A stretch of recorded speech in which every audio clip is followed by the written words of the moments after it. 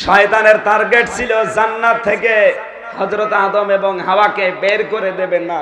ওর target ছিল প্রথম নম্বরে এই আদম এবং হাওয়াকে উলঙ্গ করে আমি দেখব, এদের লজ্জাস্থান দেখব। এই জন্য শয়তান সবসময় যৌনতা ছড়াতে ভালোবাসে, ও উলঙ্গপনা অশ্লীলতা দেখতে ভালোবাসে। আপনি দেখবেন যত অশ্লীল কাজ সেখানে শয়তান আগে আগে বলেন, আর যেখানে ভদ্র মার্জিত পর্দা সেখানে শয়তান পাবেন না। নাপাক কাজে শয়তান বেশি থাকে, কারণ নাপাক জিনিস ভালোবাসে বেশি। এই জন্য শয়তান সর্বপ্রথম টার্গেট নিল মহিলাকে। কাকে? জান্নাতের ভেতরে তো পুরুষ মানুষও ছিল একজন, মহিলাও একজন ছিল। পুরুষ বাদ দিয়ে মহিলাকে টার্গেট নিল কেন? কারণ মেয়েদের অভ্যাসে ওরা যদি একবার কোন জায়গায় শান্তি পায়, জীবন গেলে ওই জায়গা ছাড়তে চায় না। আদম আলাইহিস সালামকে তো আল্লাহ বাইরে থেকে বানিয়ে জান্নাতে পাঠিয়েছে, আর হাওয়াকে বানিয়েছে জান্নাতে। কোথায় বলেন না কেন? উনি যেহেতু নিজেই জান্নাতের ভেতরে তৈরি, জান্নাতের আরাম শান্তি উনি পেয়েছে। এই জন্য আরামের জায়গা যেন কোনোদিন না ছাড়া লাগে, শয়তান টার্গেট নিয়েছে ওরে। জান্নাতের মেন গেটে যাওয়ার পরে ওয়াজ করছে, ও হাওয়া আমি তোমাদের ওয়াজ শোনাতে চাই। কে তুমি? আমি তোমাদের হিতাকাঙ্ক্ষী। এতটুকুই বলে নাই, অকসামাহুমা ইন্নী লাকুমা লামিনান নাসিহিন। শয়তান আল্লাহর নামে কসম দিয়ে বলেছে আমি তোমাদের হিতাকাঙ্ক্ষী।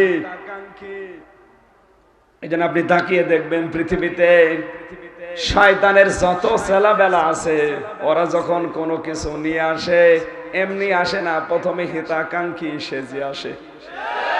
এই যে এনজিও যেগুলো আসে বাইরের দেশ থেকে, ব্যারাক, আশা, ওয়ার্ল্ড ভিশন, দুরাশা, নিরাশা, এগুলো সব প্রথমে আসে মানুষদেরকে সাহায্য করার জন্য। এক কথা বলেন না কেন?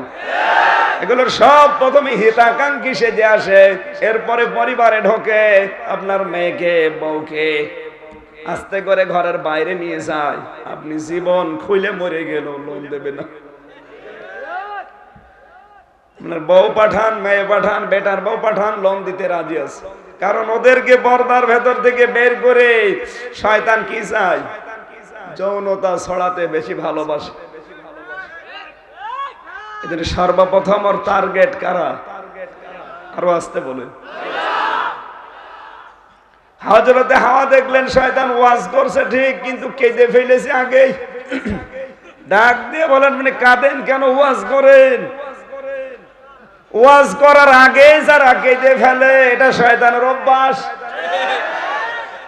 আজও দেখবেন এই দেশে কোরআনের সঠিক কথাগুলো তুলে ধরে না, এসে কেঁদে ফেলে। আমার বাবা নেই, আমার মা নেই, আমার বাবা আকাশ দিয়ে উড়ে গেছে, পানির নিচে ডুব খেয়েছে। আরে কান্না কাটি। কথাগুলো বোঝার চেষ্টা করেন। এদিকে এই যে আন্দাজে আপনি কান্নাকাটি করেন, আপনি কি বোঝেন যে কেন কাঁদতেছেন? একবার পাবনায় একজন কাঁদছিল, আমার ভাইরা, আমার এই পীর সাহেব এত বড় আল্লাহর বুজুর্গ বান্দা, আপনারা চেনেন না? প্রতিদিন উনি 30টা করে পান খায়, প্রতি পানে হাকিমপুরি জর্দা খায়। মানুষ কেন্দে পাগল, মুরব্বী মানুষ। পীর সাহেব পান খায় আর বলছে সুবহানাল্লাহ। হাকিমপুরি জর্দায় যদি সুবহানাল্লাহ হয়, নাউজুবিল্লাহ হবে কি? কোন জর্দা? কি পাগল মানুষ দেখেছেন? আন্দাজে কাঁদবেন। আপনি কাঁদবেন, অবশ্যই কাঁদবেন, কিন্তু জাহান্নামের কথা শোনার পরে কাঁদেন না। আপনি জাহান্নামে যাওয়া লাগবে কোন কারণে ওই কাজগুলো করবেন না, তাহলে তো আর কাঁদা লাগবে না। আপনি জাহান্নামে যাওয়ার সব কাজ করছেন আর বসে বসে কাঁদতেছেন, হবে? জাহান্নামে যাওয়া লাগে যে সমস্ত কারণে ওই কাজগুলো ছেড়ে দেন, দেখবেন আপনাকে আল্লাহ জাহান্নামে দেবে না। কারণ জাহান্নামে দেওয়ার জন্য আল্লাহ আপনাকে বানায়নি। কথা বলেন না কেন? আন্দাজে বসে বসে কাঁদতেছে, ওদিকে জাহান্নামের যত কাজ সব ওর দ্বারা হয়। 5 বিঘা জমি ছিল আগে, 5 বছরের জমি এখন 6595 বিঘা। আমি বানিয়ে বলছি না, বরিশালের পটুয়াখালী মাত্র 5 বিঘা জমি ছিল, 5 বিঘা কয়েক কাঠা, খুব বেশি হলো 6 বিঘা। এ পত্রিকায় দিয়েছে এই 5 বছর ওর জমি হয়ে দাঁড়িয়েছে 6595 বিঘা। এ তো সব জিবরাইল দিয়ে গেল। ওই লোকটা কিন্তু বসে বসে কাঁদবে, কাবার গিলাপ ধরে আইরে কান্নাকাটি। ও মুখ দিয়ে যা বলে কাবার গিলাপ ধরে, ওর মনে ওইটা নেই। আমি নিজে দেখেছি কাবার গিলাপ ধরে একজন কাঁদতেছে, এই নোয়াখালী বাড়ি, আইরে কান্না, কাঁদতে কাঁদতে মনে আছে দাঁড়ি, মুরব্বী মানুষ তো দাঁড়ি ভিজে ভিজে পড়ছে। ডাক দিয়ে বললাম, মুরব্বী কেন কাঁদেন? বলছে আমি মরণ চাই, আমি এই দেশে মরবো, আমি আর দেশে ফেরত যাব না, আল্লাহ তুমি আমার তুলে নাও। কান্নাকাটি করার পরে হোটেলে আসলাম ওনার সাথে, এসে দেখি বাইরে ঝড় হচ্ছে। ডাক দিয়ে বললাম, মুরব্বী আপনার দোয়া কবুল হয়ে গেছে। কেন?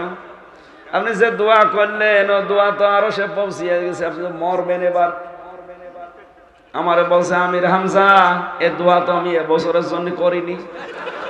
ওরে সিটার, ঝড় দেখে দোয়া পাল্টিয়ে ফেলেছে।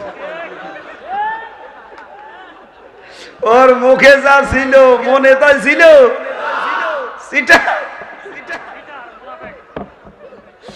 আমাদের অবস্থা ঠিক এখন এইরকম, মুখ দিয়ে যেটা আমরা বলি আমাদের মনে ওইটা নেই।